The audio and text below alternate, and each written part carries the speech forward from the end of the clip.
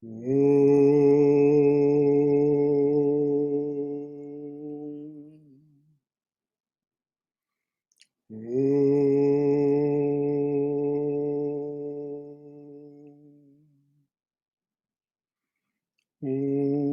Sahana Bhavatu Sahana Bhunaktu Sahaviryam Karavavahai Tejasvina Vaditamastu Ma Vidvishavahai. Om Shanti Shanti Shanti. May the Divine Being look over us lovingly as a mother and father. May the Divine Being support and nourish us as a mother and father. May we have the strength and skill to study together the art of spirituality. May no misunderstandings arise amongst us. Om, peace, peace, peace be unto us and to all beloved beings everywhere. So, welcome everyone to our Wednesday night class where we're studying Swami Vivekananda's Gyana Yoga. We're on chapter 8, which is very promisingly titled Realization, delivered in October 1896 in London, England. If you remember, we've been following Swami Vivekananda's telling us of the Katha Upanishad, in which a young boy is sent by his father to death. And because of a wonderful happenstance, in which death is not home for 3 days, Nachiketas is given 3 boons. Death, a householder who's kept waiting is worthy of this honor. And so Nachiketas' first boon, he asks for the full restoration to love and understanding of his relationship with his father. The second is he wants to understand the sacrifice involving, the second boon is he wants to understand the sacrifice involving winning of heaven. And so the death says, what a worthy wish, and he then says, henceforward, this sacrifice will be known as the Nachiketas sacrifice. And then the third boon Nachiketas asks for is to understand the mystery of death. And death says, oh, well, why don't you take the most wonderful of worldly kingdoms and a long life and the most fulfilling sensual experiences that you can possibly have. And Nachiketas says, that's not what I asked for, it's not what I want, and furthermore, that comes and goes, knowledge does not. And death tries a couple more times to tempt him, but is secretly very pleased that Nachiketas will not relent and wants only the highest and chooses the good over the pleasant.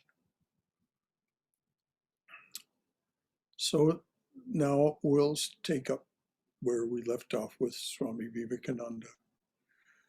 Death, Yama, death, then proceeded to teach Nachiketas. We now get a very developed idea of renunciation and Vedic morality. that until one has conquered the desires for enjoyment, the truth will not shine in him. So long as these vain desires of our senses are clamoring, as it were, dragging us outwards every moment, making us slaves to everything outside, a little color, a little taste, a little touch, notwithstanding all our pretensions, how can the truth express itself in our hearts? I'm going to read that again because it is what Swamiji defines as a very developed idea of renunciation and Vedic morality. Until one has conquered the desires for enjoyment, the truth will not shine in him. So long as these vain desires of our senses are clamoring, as it were, dragging us outward every moment, making us slaves to everything outside, to a little color, a little taste, a little touch, notwithstanding all our pretensions, how can the truth express itself in our hearts?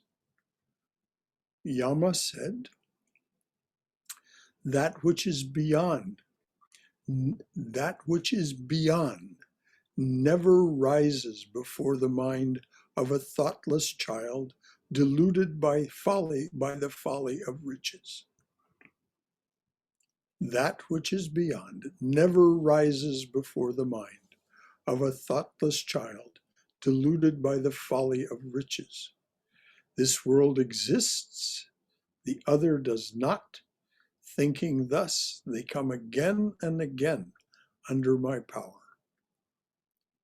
In other words, this world exists, the world of riches exists, the other does not. The world beyond. Thinking thus, they come again and again under my power. To understand this truth is very difficult. Many, even hearing it continually, do not understand it. For the speaker must be wonderful, so must be the hearer. Many, hearing this truth continually, do not understand it. For the speaker must be wonderful, so must be the hearer. The teacher must be wonderful, so must be the taught. Neither is the mind to be disturbed by vain arguments, for it is no more a question of argument, it is a question of fact. That's the end of the quote from the Upanishad, the Katha Upanishad.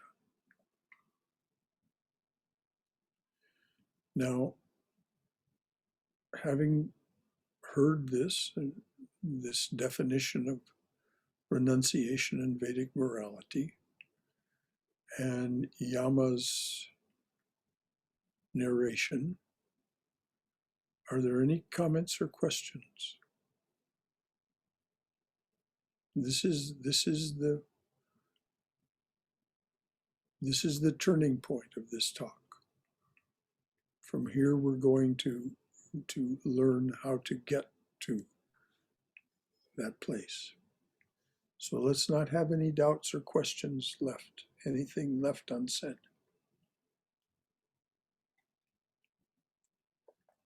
I thought it interesting that I just realized the things Yama tempted Nachiketa with, kingdoms, wealth, beautiful maidens, was the same things that Satan tempted Jesus with. Ah, yes. It seems like that. And the Buddha, if you remember. Yes, Mara tempted Buddha with those same things. So it's not exactly news. Oh, we've known about it for millennia, that these are the temptations. Thank you, Ramadas. That was very on point. Brother Shankara? Yes, Swayam. So this sentence here, neither is the mind to be disturbed by vain argument, for it is no more a question of argument, it is a question of fact. So Can you connect it with the previous sentences, and what is this fact that is being described in this Upanishad? That this will not arise, that this which is beyond will not arise in the mind of someone who is still seeking after sense pleasures, is still directed outward. And so then Yama says, it's not a question of the sensuality. It's not even a question of intellect. Vain argument is something, in this case, would be something of the intellect. Let's debate this, And of course, that went on and on and on. This was Adi Shankaracharya's main task, was debating others and defeating them, persuading them that this renunciation and Vedic morality was the higher way. And so this Yama just says it. Vain arguments are those that the mind throws up, and it may even be a system of philosophy like Nyaya. What does Adi Shankaracharya say? Bhaja Govindam, chant the name of the Lord. That grammar, that logic is not going to save you at the last, those vain arguments. So does that clarify it? Yes, Brother Shankara, it does. Okay. So this is what Yama is saying. If you're directed outward, even if you're directed inward toward the intellect and want to debate this, it's only a way of keeping the mind distracted and disturbed. And it's not a question of argument. It is a question of fact. This will not arise in the mind of one who is occupied in that way. And I'm very glad you brought that up. Thank you. Anything else?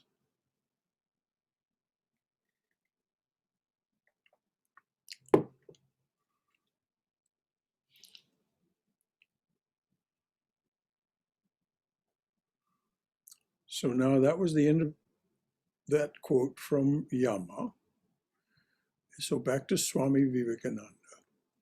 We have always heard that every religion insists on our having faith. We have been taught to believe blindly. With this idea of blind faith, well, this idea of blind faith is objectionable, no doubt. But naysaying it, we find that behind it is a very great truth. What it really means is what we read now. The mind is not to be ruffled by vain arguments, because arguments ruffled. What's ruffled? Ruffled means vrittis in the mind stuff. What are vrittis? Vrittis are whirlpools. They pull us down away from the truth. So that's what he means. The mind is not to be ruffled by vain arguments, because arguments will not help us to know God. It is a question of fact and not of argument. All argument and reasoning must be based on certain perceptions. Is that clear? All argument and reasoning, our opinions and the way we reach those opinions, are based on certain perceptions, the way our particular mind works. This is why Sri Ramakrishna remarked humorously, everyone thinks that their watch tells the right time. In those days, they didn't have the benefit of cell phones that always tell everyone exactly the same time. No, they had watches that they wound, and some were more accurate than others. But nevertheless, as Sri Ramakrishna remarked, everyone thinks that their watch tells the right time. based on their reasoning and their perceptions. They have these opinions.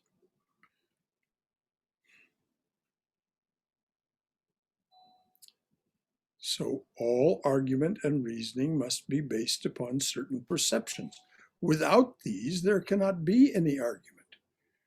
Reasoning is the method of comparison between certain facts which we have already perceived.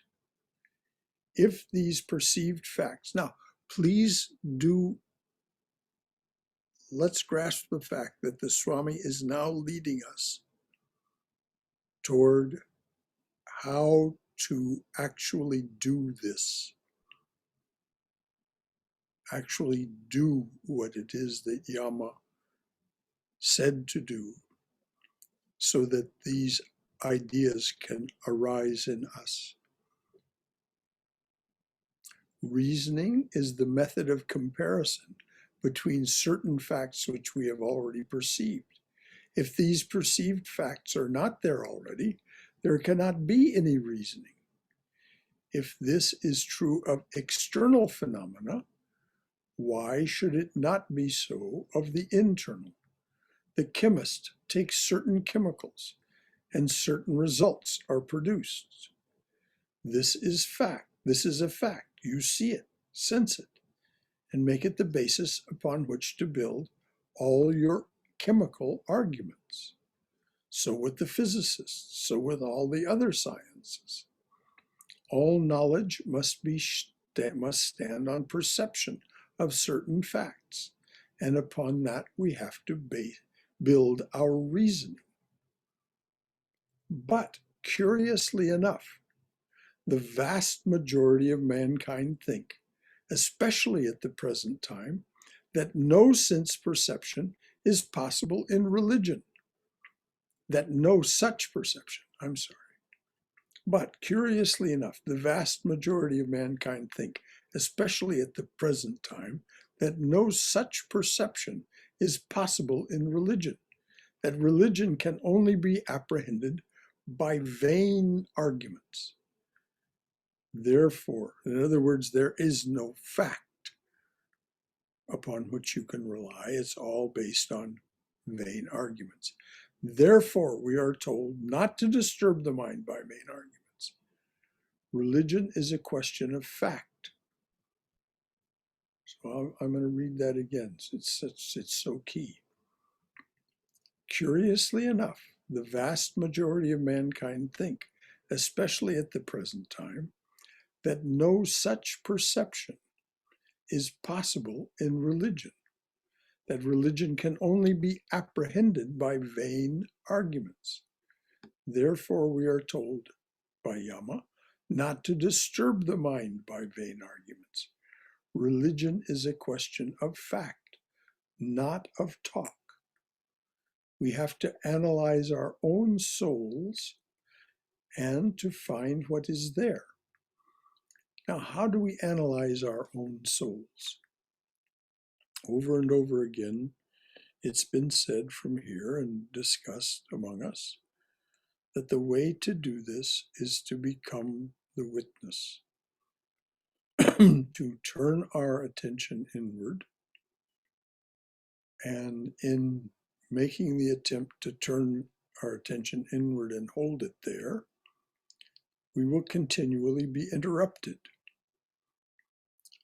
Over time, we see that we are not the interruptions, we are not the thoughts, we are not the experiences on which the thoughts are based, we are that which is witnessing them.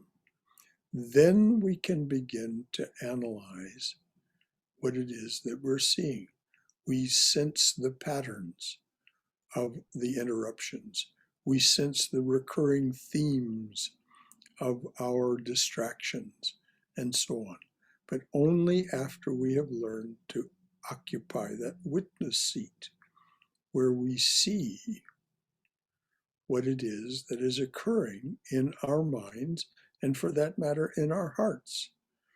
Very different what happens in our hearts. But we see that as well as time goes on. It isn't an interruption. It is an eruption, if you will. But nevertheless, we see that we have these two different, very different personalities. And because of the way we are raised and the way we come into this world at this time, the left mind apprehension of the world is dominant, generally speaking. And so we begin to sense how and why that is as we occupy that witness seat. That's what the Swami means. We have to analyze our own souls and to find what is there. We have to understand it and to realize what is understood. Understand it means see the patterns, see the folly, see how it is that the mind tries to lead us away from the truth, not because it's just the nature of the mind to do that. It's not that it's willfully being mean to us or something. No, it is the nature of the mind to lead us to vain argument, to sense perceptions, to all of these things. And this is what he means by we have to see it, and then we have to realize what is understood. That is not the way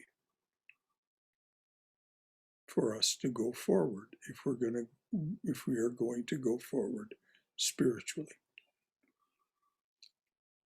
We have to analyze our own souls and to find what is there. We have to understand it, what is there, and realize what is understood. That is religion. No amount of talk will make religion. So the question whether there is a God or not can never be proved by argument, for the arguments are as much on one side as on the other. But there is a God. He is in our own hearts. Have you ever seen him?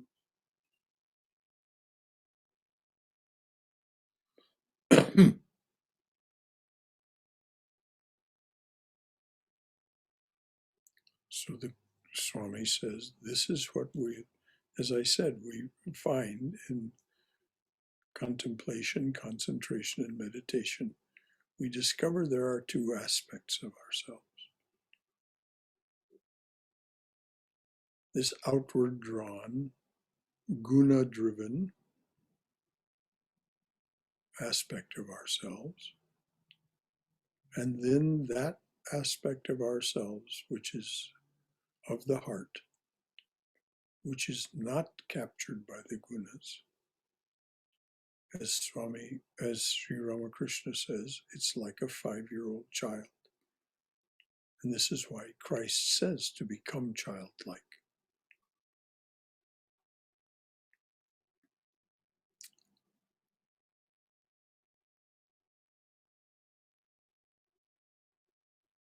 So before we go ahead, are there any comments or questions? Yes, brother Shankara. Yes, Aaron. I was watching a video last night. I can't remember which Swami was talking about this, but he was saying that, like, often when people would meet Sri Ramakrishna, they would think he was very odd because we know that Sri Ramakrishna was often in samadhi, and they didn't understand that, as the Swami explains, like in this state of mind, the left, I can't remember. Is it the left or the right? That is the logical. Left. Yes. So the left is not working while in this state of samadhi. So people often just misunderstood the master so much because his left mind, I guess, wasn't. It didn't really work like ours, I suppose. Well, no, it did not. It isn't that he was incapable of making a reasonable argument. He was most capable of making a reasonable argument. but he didn't very often do it. He mainly just stated the facts. He made, if you want to see the master making a reasonable argument, and read the chapter in the Gospel about his visit to Vidyasagar. It's one of the few times that we experience the master actually giving a lecture. And he gives a lecture to Vidyasagar, this great soul. Vidyasagar means ocean of knowledge or ocean of wisdom. He was a great soul, a great philanthropist, and so on. An educator, he was just and yet Sri Ramakrishna says, you've stopped yourself. And he goes on to explain why. It's a long, reasoned argument. So it isn't as if the left mind, the master's left mind, was offline, but it certainly was not present in samadhi. Thank you, Aaron. You're right. Anything else from anyone? Yeah, Brother Shankara, this is Somesh. Yes, Somesh. Yeah. So, Brother Shankara, you talked about being a witness to us, what is happening in our life, and that's the way to progress and or to go into the progress in spirituality. So, I was doing one course, and one of the things I got witness to was like that, I'm a good person. It's my view about me is that I'm a good person, and when I go a little deep, then in order for me to be good, my loved ones were not so good, or sometimes they were bad. Because if I'm a good person, I'm comparing with someone, and or they are like this. I had opinions about them, and that didn't work, right? That led to suffering and a lot of things in fact. Mm-hmm. So I got present to that. Now, so that happened, during one of the course. But I'm saying, how can I, like it's easy to say the be witness, and this is my. But how do I go to that level of being witness? That it is. It's a very simple but long process, Somesh. Okay. Whatever it is that you're drawn to as the spiritual center of your life, and if there is nothing, then what is it that you can ask the question of yourself? What is it that I love? What is it that I truly love? And make that the center of your spiritual life. And find a way to focus on that. I'll tell you a story that others have heard before. Maybe you've heard it before. It's a story about Sri Ramakrishna and a farmer. Sri Ramakrishna was known for loving all aspects of the divine and knowing the truth through each of them. So this farmer who lived nearby came to him and said, I've heard this of you. He said, but I'm drawn to no aspect of the divine. No aspect of the mind, of the divine, captures my attention or my heart. And Sri Ramakrishna said, well, what do you love? And the man thought a while, and he said, well, I've raised from the time it was a baby, a kid, a goat. I truly love my goat. And Sri Ramakrishna said, very well, worship your goat.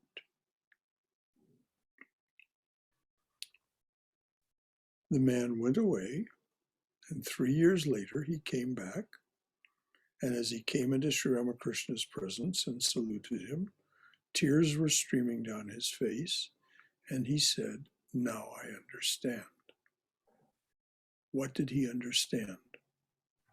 The self, the divine presence, is in everything.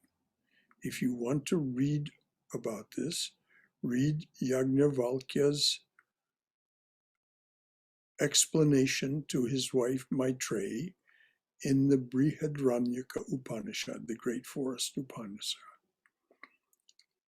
As Yajnavalkya says, it is not for the sake of the wife that the husband loves the wife.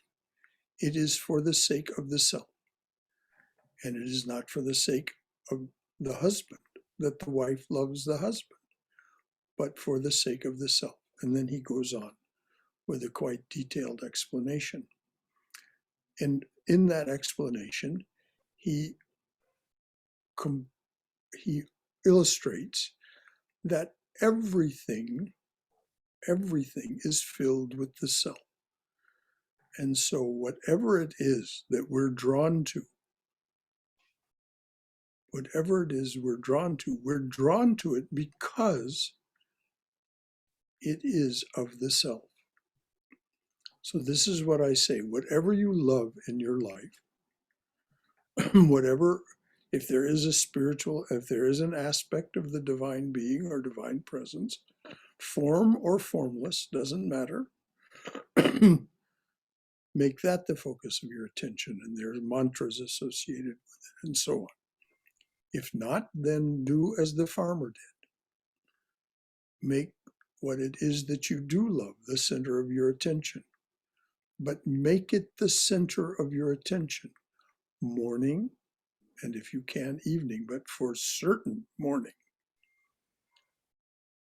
Worship that. Actively love it. And as you do that, you will see there are things that try to interrupt you as you try to focus your attention on what you love and worship it, be with it. Aspects of your mind and body will try to capture your attention and draw it away. As Hafiz, the great poet, said, the mind and body are well known for holding the spirit ransom. So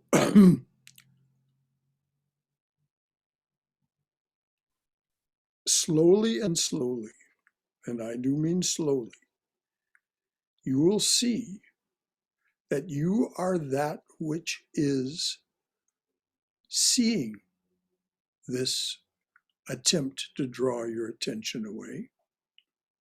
You are that which is witnessing your body complaining of some pain in a joint, that if you just sit with it, it will pass. So it's something that happens over time, that you become aware that you are that which is witnessing everything. And this is the face, this is the aspect of the divine being, Atman, that is operating in us, this witness. It is Saguna Atman. So is that clear? Yeah, that is clear. I have a following question. Yes. Can it be like the point of focus, or the point where I see, can it be my own body? Because, I always wanted to have a good body. And that, like, it's there all the time in my back of my mind. Can it be that, my own body? Or it has to be something external, another person, another thing, or It's better to very, very, very difficult to make your own body the object of your worship. Okay. Very, very difficult. There must be something else that you love, Somesh. Absolutely. I love my wife. I love my son. I love. No. I'm talking about, yes, you love your wife, you love your son, and you could make those the focus of your attention. Definitely. Got it. But is there anything else, anything less personal to you? Oh, okay. And I'm not saying that it shouldn't be your wife or your son. It's just that has so many other aspects to it. Yeah, there are a lot of emotions attached to it, which keep coming. A lot of entanglement. Yes, yes. Got it. So if that's all, but if we look into our hearts, we'll see that there's something else. There's something that we love. And so I'm not asking you to answer the question. You can if you wish. But anything else? Yeah, actually, I would like if I can discuss this with you in this forum. That how about one thing is that I feel like we say suffering is a choice. There's nobody needs to suffer because we mostly suffer because of our own thoughts and emotions. That really, I really feel that when somebody suffers, I like why, you have to change your perception, and you can be happy, or you can choose to be happy no matter what. So, is that something that like the happiness or joyfulness? And not that I'm happy all the time. I shout at myself. I do all those things, but do you think that is something? Because I'm not like happiness and misery come and go. Yes. Okay. Happiness and misery come and go. They will always be there. If you read the last two chapters of Adi Shankaracharya's Vivekachudamani, the crest jewel of discrimination, you'll see that it's there even for the most highly illumined soul, as long as they remain embodied. Suffering, misery, and that kind of transient happiness will be there. But as the Swami is leading us to, there is a kind of happiness that is so much greater than anything we've ever experienced as our embodied self previously. And it does not change. It does not go. It does not wane. It does not wax and wane. And it's always accessible. And it's why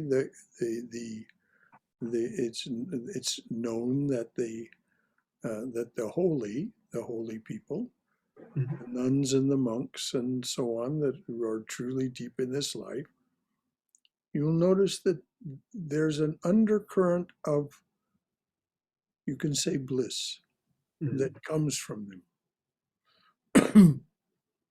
And if that's not there, then they're probably not really a holy person. And so this is something that we can seek and find. Thank you for those questions, Sumesh. So I'm still left in a state of wondering, what would be some examples of where, like, what is your point of focus, or what is somebody else's? It's immaterial what my point of focus is, Sumesh. Okay. You and I are entirely different beings. So each of us is unique. Okay. So What I have to find mine. What I focus on in my spiritual practices have been evolved since 1967. And they've been evolved under the care of very senior swamis. Okay. And I'm saying all of this can happen for you too. You can seek the companies of these great swamis. You can seek, and as Aaron says, you can start by listening to their talks on YouTube. But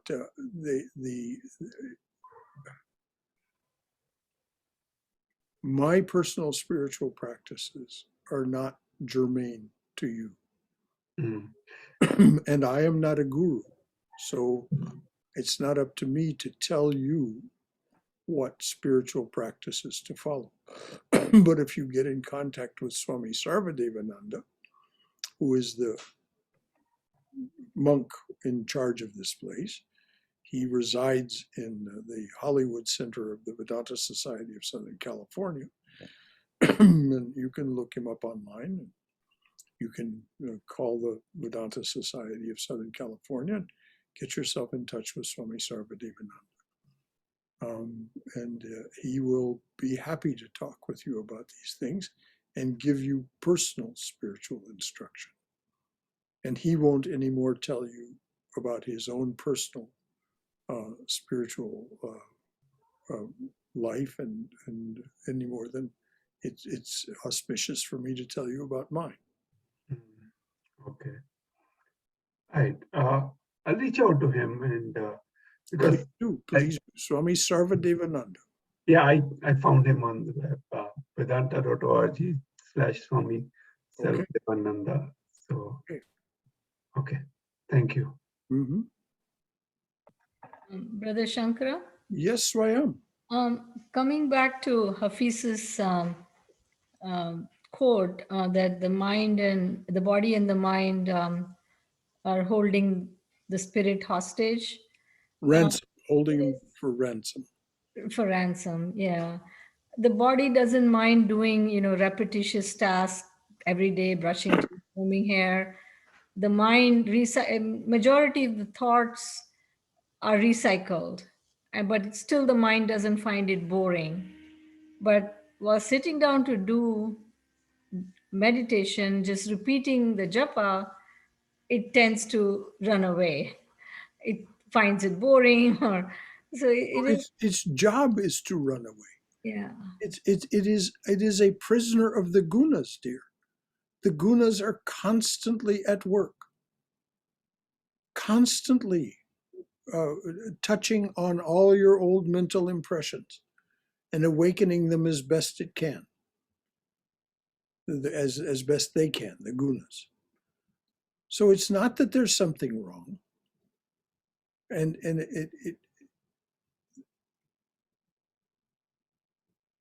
this is why Krishna says it's sour toil at first, but afterwards, nectar. We have to push through this period of being averse to doing our spiritual practices.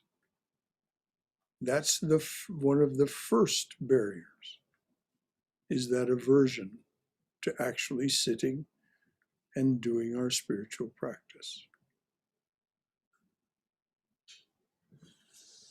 If you persist, this will, I say to you personally, if you persist, you will be glad.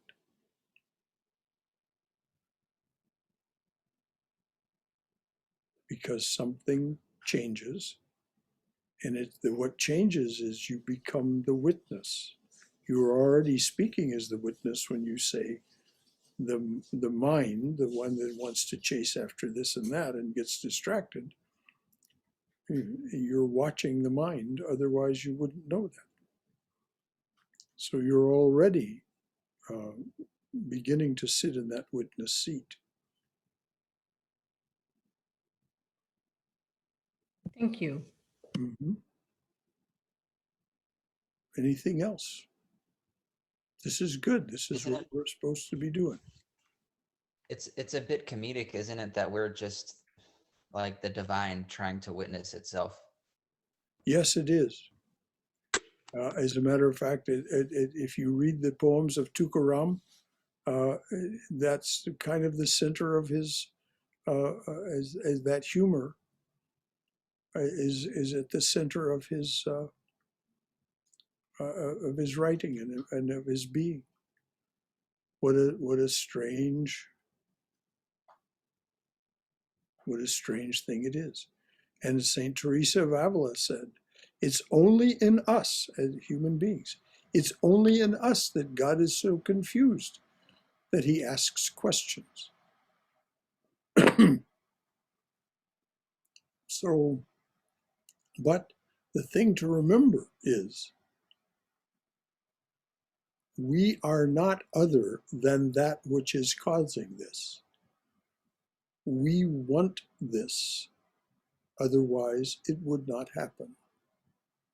We are the causative factor as well as the effect. No one is doing this to us. We are that wants to experience manyness. And so with manyness comes duality. With duality comes comedy and tragedy, happiness and suffering. It's just as inevitable as the sun rising in the morning or rain falling from clouds. We are the divine being. Each of us here this evening is in an experience of manyness as the divine being because that's what we want. When we stop wanting it, it will end. As Holy Mother says, it's very simple, dear. If you want it to end, just stop wanting anything. Stop desiring anything. Now, that is the big one. But in the meantime, let's enjoy it. As Sri Ramakrishna said, you've come to the mango grove, eat the mangoes. As long as we want the experience of manyness, but let's do it at a higher and higher level. That's where Swami Vivekananda is leading us. Let's do it at a higher and higher level. Because there's more happiness, more bliss there. It isn't that the other doesn't exist anymore. It does. But it's different. Sour toil at first, and then, as Krishna says, nectar.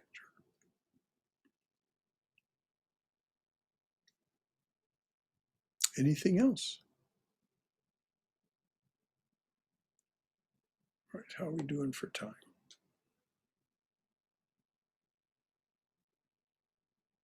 Oh, we're good. Okay. If there's nothing else, then I'll read on.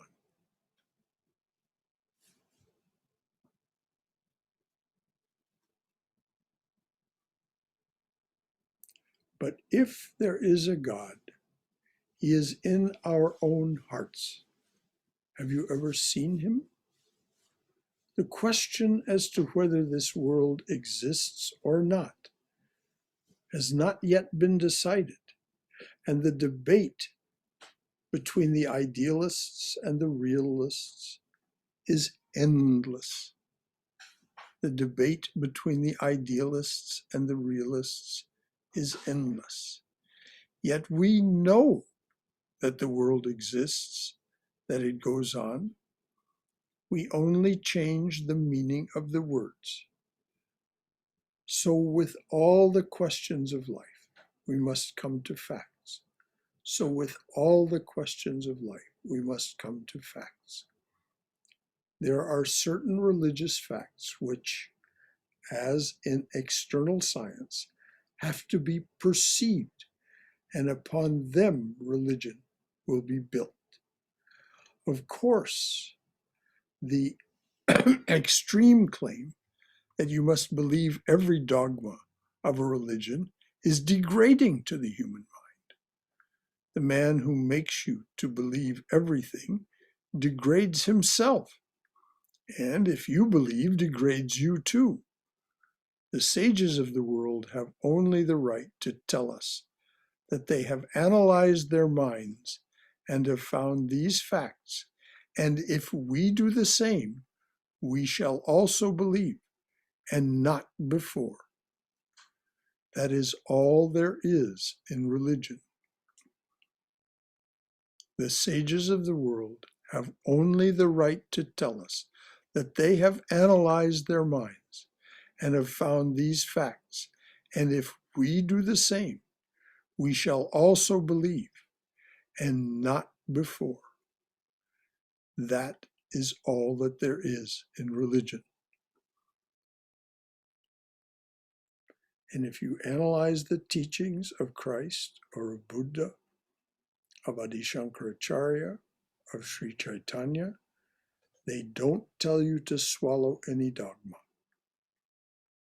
They say, do this, do this. I have found that if you do this, you will find that eternal peace, that eternal happiness, that eternal freedom.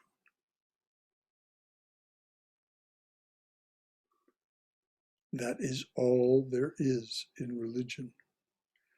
But you must always remember this, that as a matter of fact, 99.9% of those who attack religion have never analyzed their minds, have never struggled to get at the facts.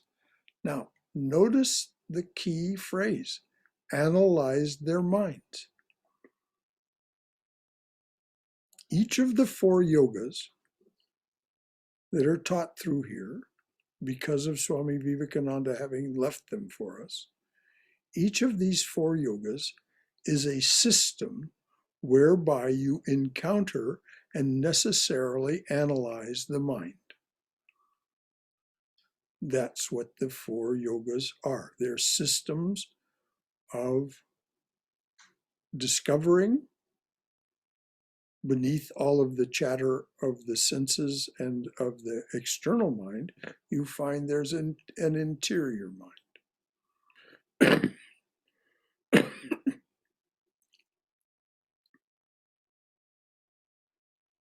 And so when you begin to reach that, then you have begun to occupy that witness seat and can watch and analyze that interior mind.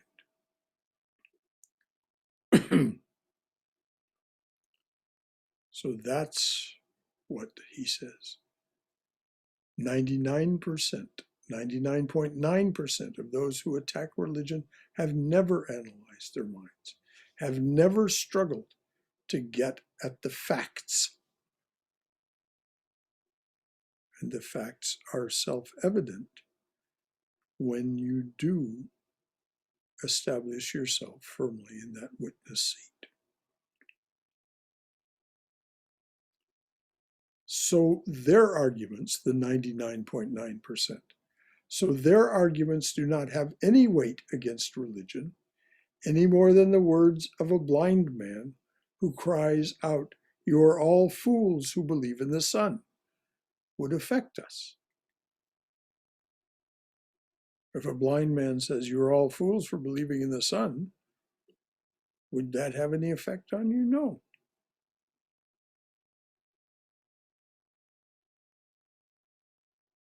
This is one great idea to learn and hold on to.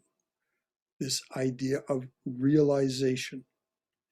This turmoil and fight and difference in religions will cease only when we understand that religion is not in the books and temples. It is an actual perception. Only the man who has actually perceived God and soul has religion.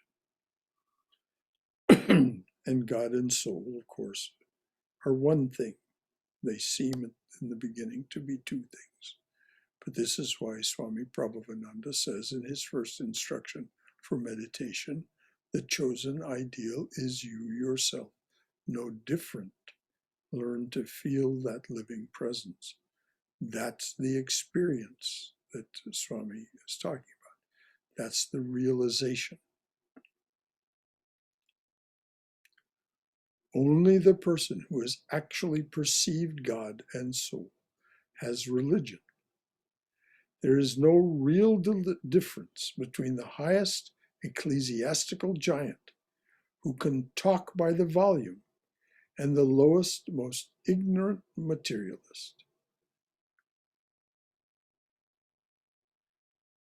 You know, St. Thomas Aquinas was one of these ecclesiastical giants who wrote books by the score. And when he finally had the realization, he said, these are all as straw by comparison. Everything I have ever written is as straw compared to the realization. And it isn't that what he wrote was inconsiderable or meaningless.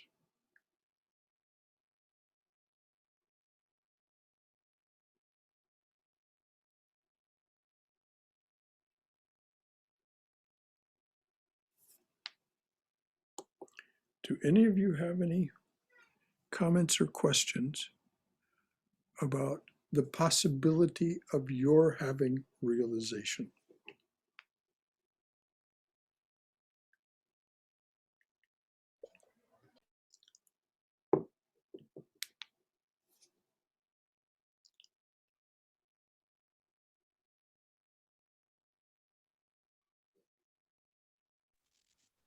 Last night I don't know if it was last night or if it was some night this week, I was just in meditation, and I was just praying very sincerely to Sri Ramakrishna to release me and to someday help me find my way back to him. Wonderful, Aaron. That sincere prayer will be answered, you may be sure. That's what Sri Ramakrishna promises. That's not my promise. That's Sri Ramakrishna's promise.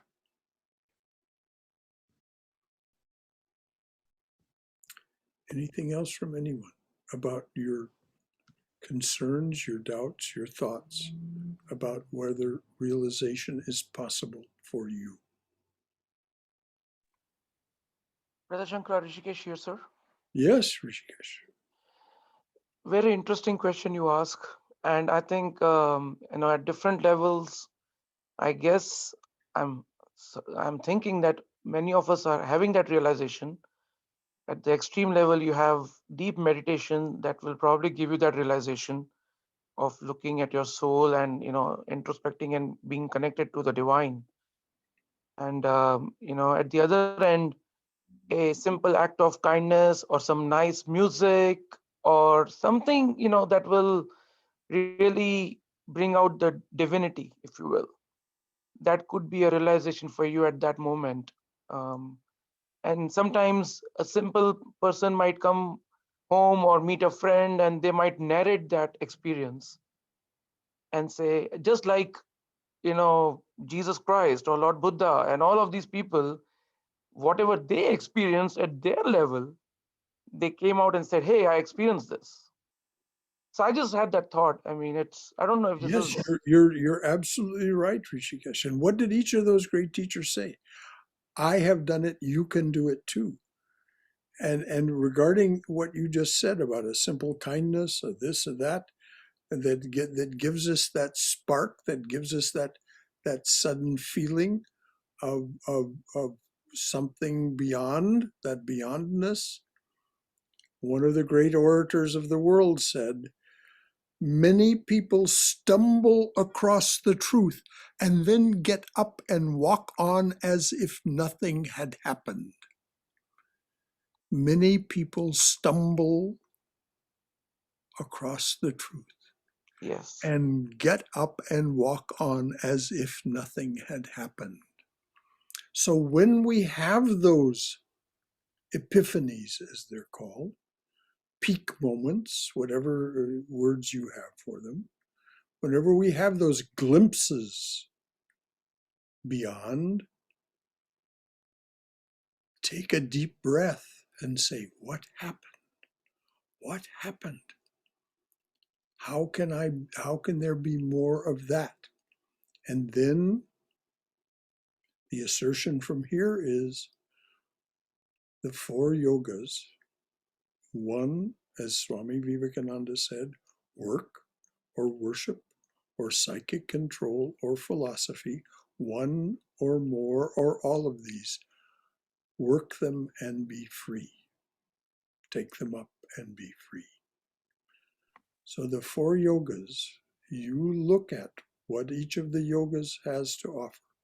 Bhakti Yoga. If you're a heart-centered person, Bhakti Yoga, and I mean that. If you're a heart-centered person, if you have that tendency to see everything in terms of your emotional relationship to it, Bhakti. Then Bhakti Yoga should be your primary path. If you're an action-oriented person, if the world to you means being and doing and getting things done and making progress and constantly achieving results, then Karma Yoga should be your primary path. If you're an indrawn person, if you're a person who sees things in terms of how it affects me internally, not emotionally, but internally, psychically, Raja Yoga should be your primary path. Now, Raja Yoga will be a companion for each of the other paths because it teaches us how to do contemplation, concentration, and meditation. And when we're finished with this class, this Wednesday class, we will take up a book that tells us how to do that. It's Swami Prabhavananda's How to Know God.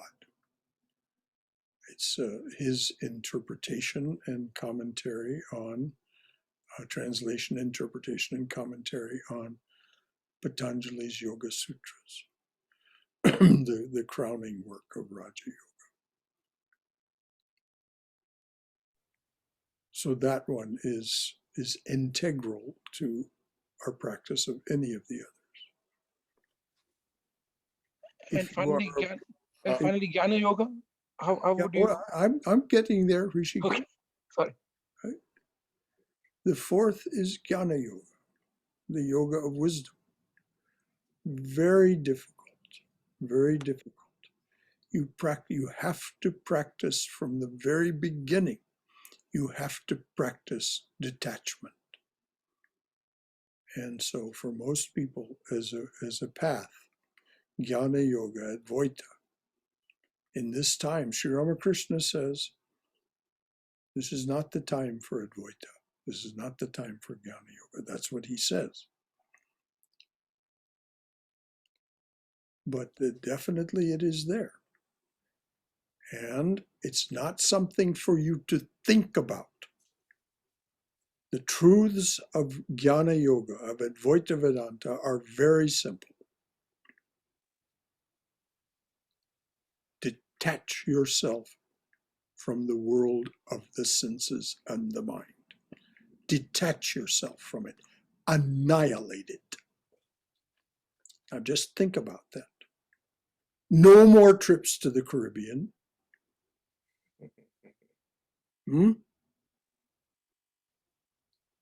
No more weekends in Florida. No. Because that's just more indulging in what you are to detach from and annihilate. So most people are, if they practice at all, they're what are called armchair Advaitists. They love to think about it and talk about it, but they don't do it. To annihilate the mind,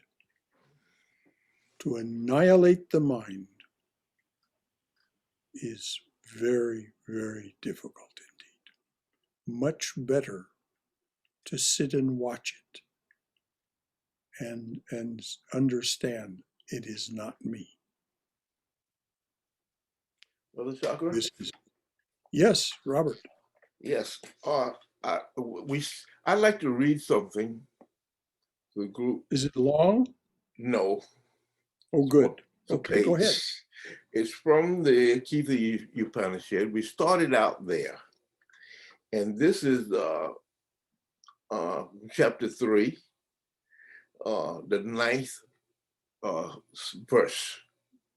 and it's titled, "What is the Goal?" Because I think we need to know where do you expect to go in order to get there. And it begins here. A man who has discrimination for his charioteer and holds the reins of the mind firmly reaches the end of the road, and that is the supreme position of Vishnu. The goal of human birth is won by him who controls his mind and discriminates between the self and the non-self, and who contemplates Atman, pure in heart and freed from all obstacles. He obtains an uninterrupted vision of Brahman. He is not deluded by the life of ignorance in the world of name and form. Vishnu, that is to say, Brahman, which is the all-pervading consciousness. He is also called Vishendiva because all created beings dwell in that self-luminous reality. Verses 3 to 9 describes the meaning of the self-control and the meaning of its attainment.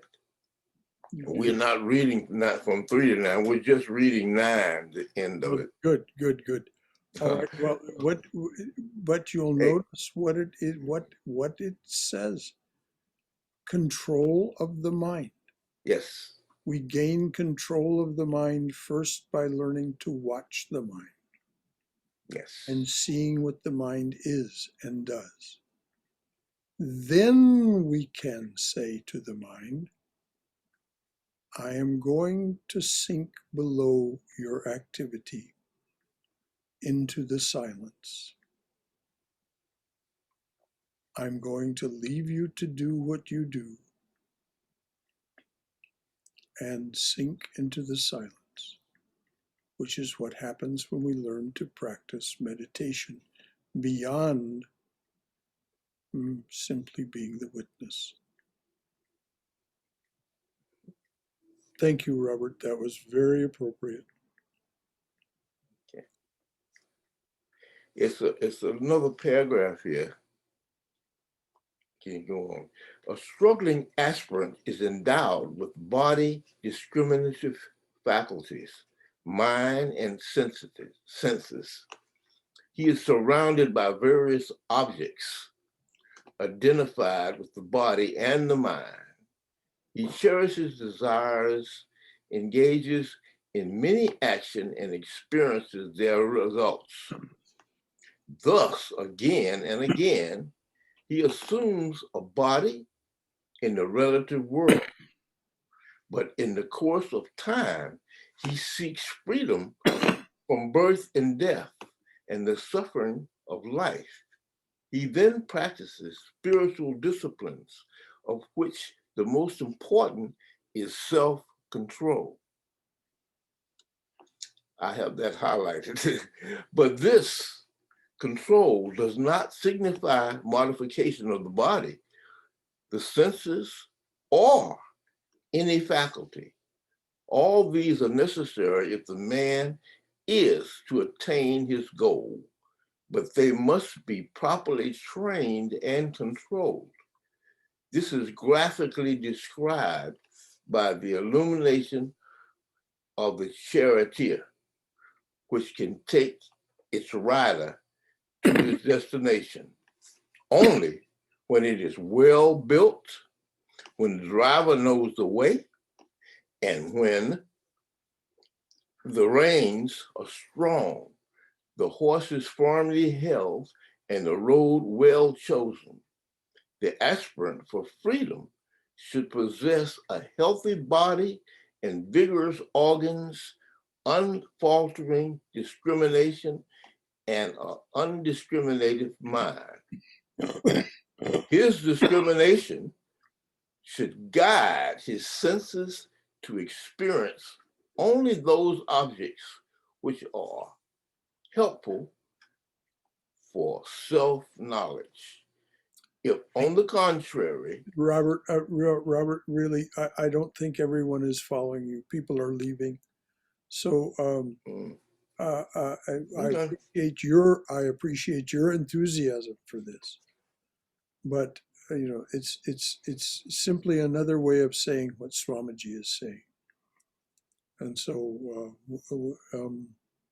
which Upanishad is that? Please spell it, please. Which Upanishad? Katha. Oh, the Kata. Okay, very good. Katha. Yeah, it's just another translation of the Kata.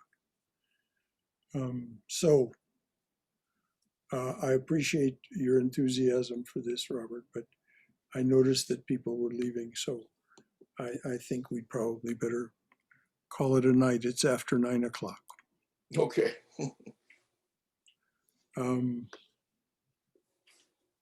So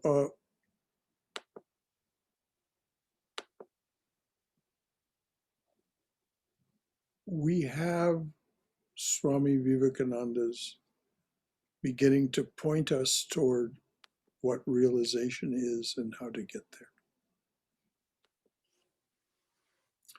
So we'll take that up again next week.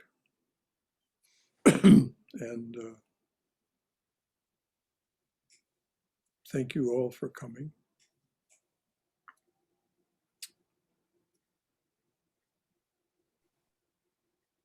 Om Hari Om. Om Asato Ma Satkamaya. Tamaso Ma Jyotirgamaya. Mrityorma Amritangamaya. Abir Moiti. Oh, dearly beloved Lord, lead us from weak understanding to powerful understanding. Lead us from darkness and ignorance to the brilliance of thy wisdom and love. Lead us from death to immortality.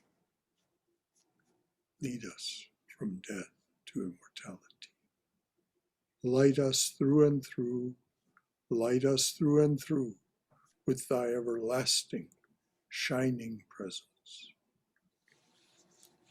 Om Shanti, Shanti, Shanti.